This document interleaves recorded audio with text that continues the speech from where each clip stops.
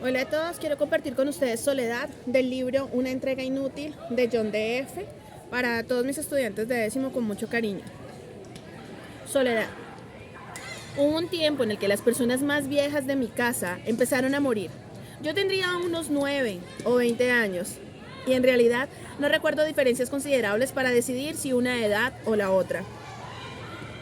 En esa casa, en mi casa, el tiempo era en verdad ilusorio y de algún modo poco real, si quiere considerarse algún opuesto. En mi familia, de hecho, es común recordar y vivir como si aún se estuviera niño y el tiempo y los recuerdos se fundieran en una misma fragua. Esta casa, por supuesto, era esa fragua. Cuando los ancianos murieron, los rastros del rodar del tiempo eran menos notorios. Las sombras de esos difuntos se proyectaban por toda la casa en horas ocultas después del día, entre la noche y el amanecer. Nunca en mi casa dejamos de escuchar la presencia multiforme de fantasmas y cuerpos sombríos que unas veces arrollaban con fuerza los sentidos, uno tras otro. Sombras a la vista, objetos cambiados de lugar o azotados, en ocasión para torturar el oído. Palmadas en el cuerpo o sobre las ventanas, para demostrar al cuerpo la existencia de algo a lo que sucedía la desaparición, dejando las pulsaciones, incendiando la sien y las pupilas bien abiertas, en espera de alguna pista que frene la angustia, pero al mismo tiempo rogando no encontrar ninguna para reunir todos los cuatro contra uno inquieto y mentiroso. Historia sin valor, diríase, pero quizás sea lo absurdo para muchos, lo que para nosotros era evidencia constante. Algo paralelo a esto sucedió, una decisión que para mí aún es injustificada. Las piezas 14 para 4 habitantes de la casa eran apenas suficientes, pero yo pude escoger cuál ocupar en solitario tras desalojar escombros de vidas pasadas. Entiendo, yo fui el primero en separarme y luego mi hermano separó su cuarto del de enseguida con una pared de madera.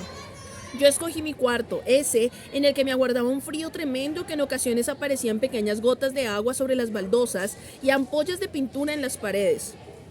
Tan frías que al tocarlas no se fragmentaban, se doblaban con el impulso dactilar y se podían arrancar como si se rasgara una hoja de papel grueso y mojado hasta expandirse.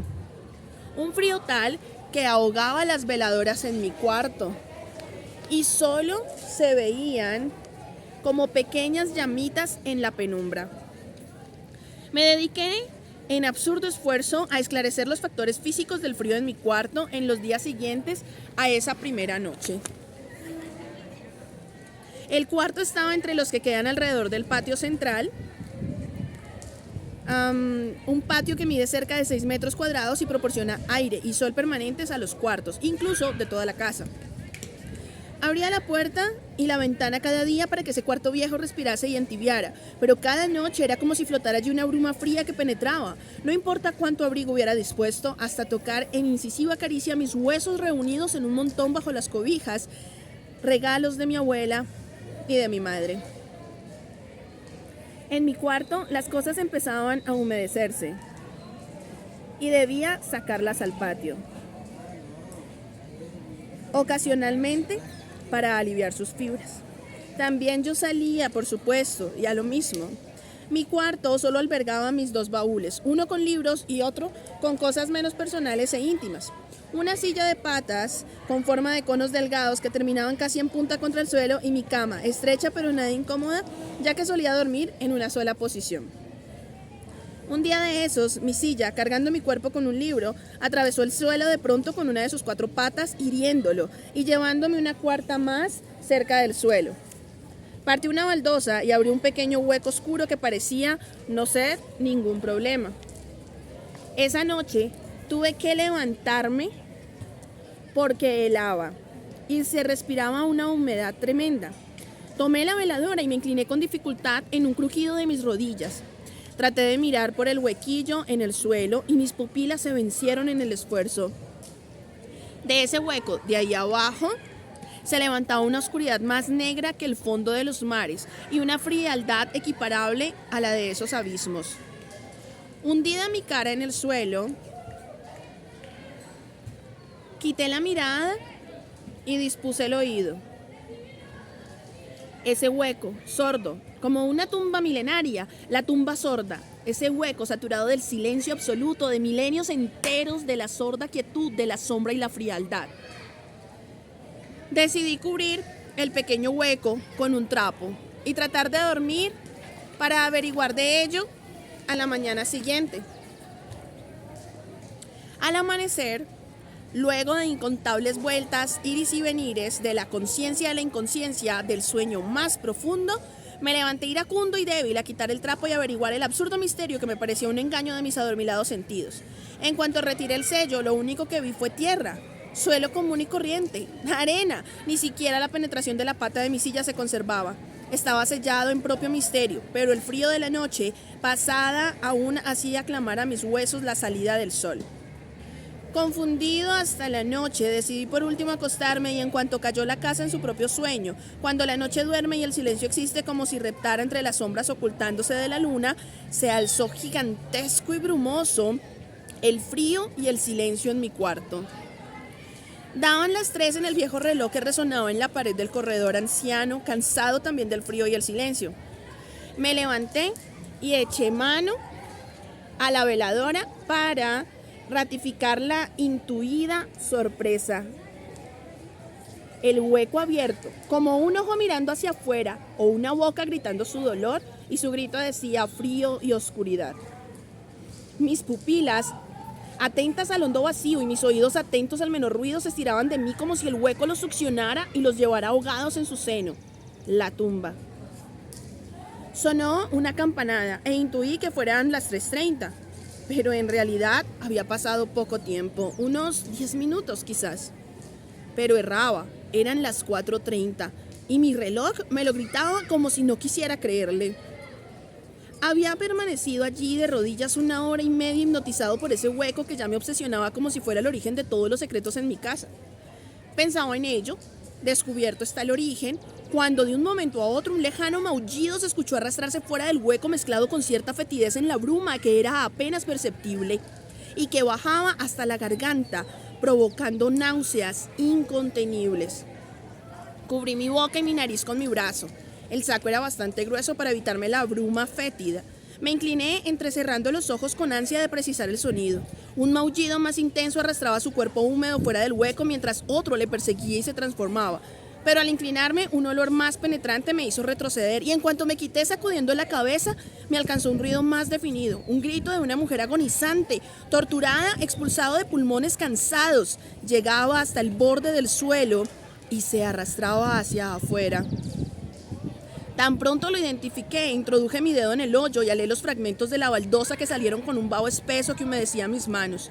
No pude evitar el vómito y amarrando mi saco a mi rostro, habilité mis 2 manos a la tarea de expandir el agujero para deshacerme de una vez de la incertidumbre o auxiliar a quien allí gritase con tanta urgencia.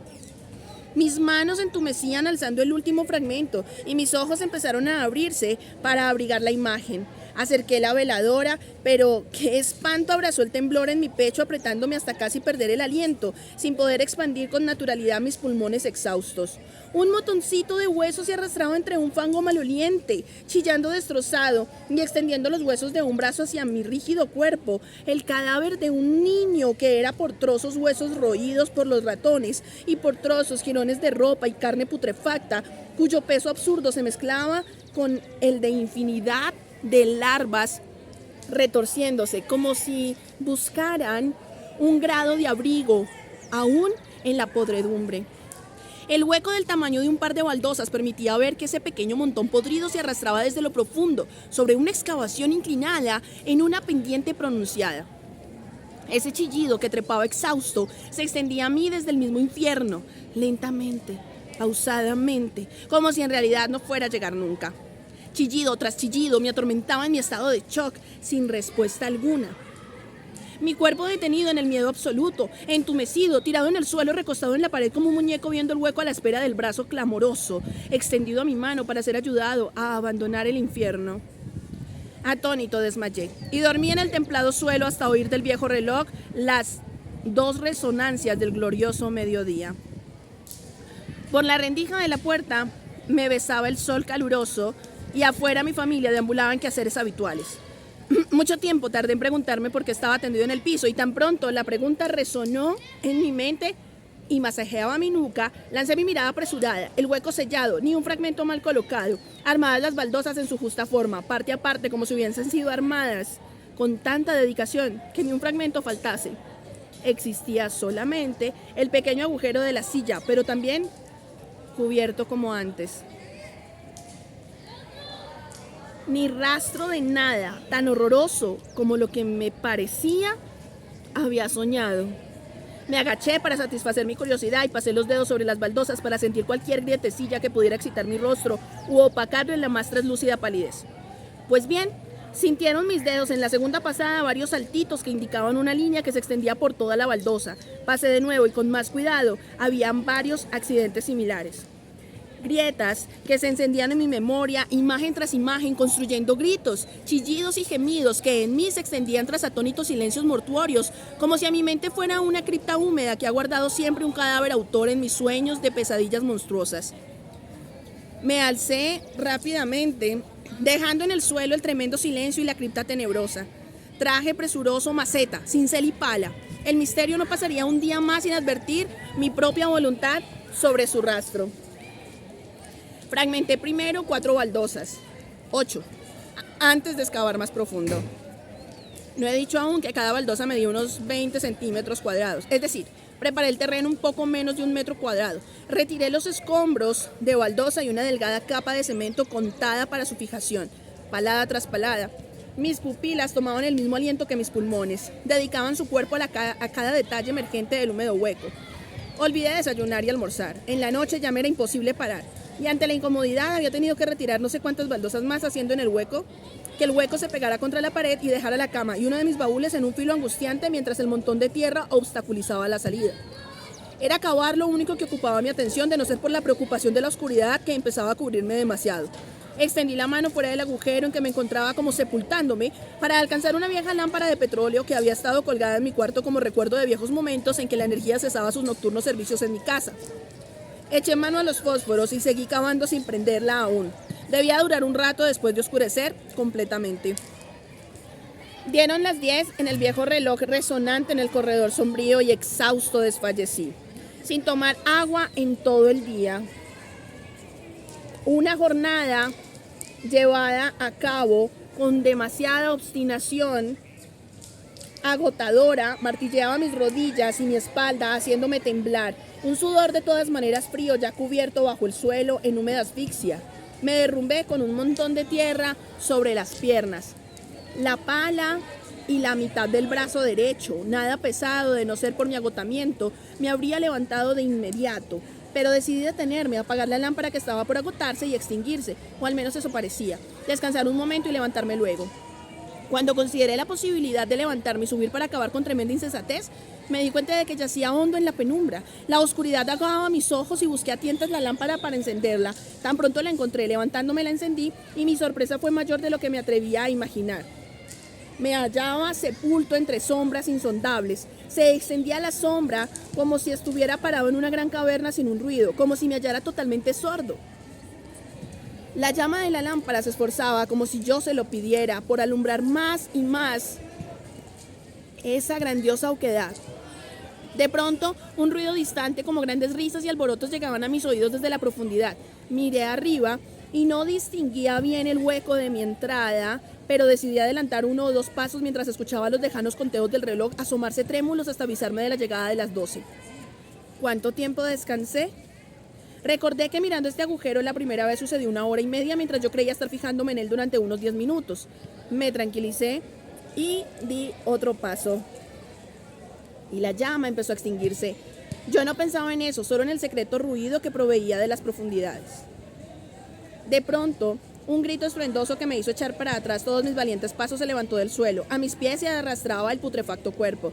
No puedo afirmarlo debido a mi cansancio seguido por el frío extremo al que me había introducido, pero del suelo sentí que con su mano esa criatura inmunda me apretaba con tanta fuerza el tobillo que no se había movido ni 1 centímetro.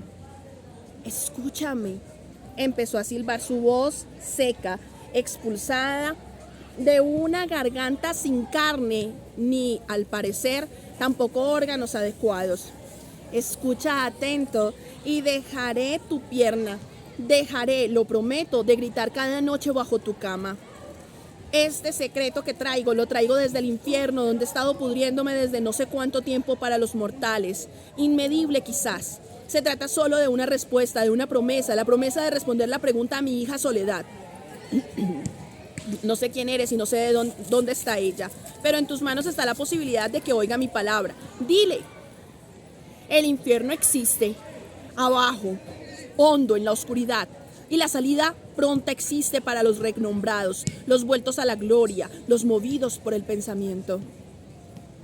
Quiero que se lo digas, tal y como yo te lo he dicho, y prometo no volver a tus pies cada noche. Soltó mi pie en silencio, gesto de afirmación. Me indicó que debía escribirlo y llevarlo de voz por donde fuera hasta que su espíritu alcanzara el espíritu de su Soledad, a quien había prometido muchas cosas sin cumplirlas en su vida, por lo que su castigo infernal consistía en cumplir la última y más estúpida promesa. Si yo muero antes que tú, te contaré si el infierno existe, y si tú mueres antes que yo, vendrás a mí y me lo dirás.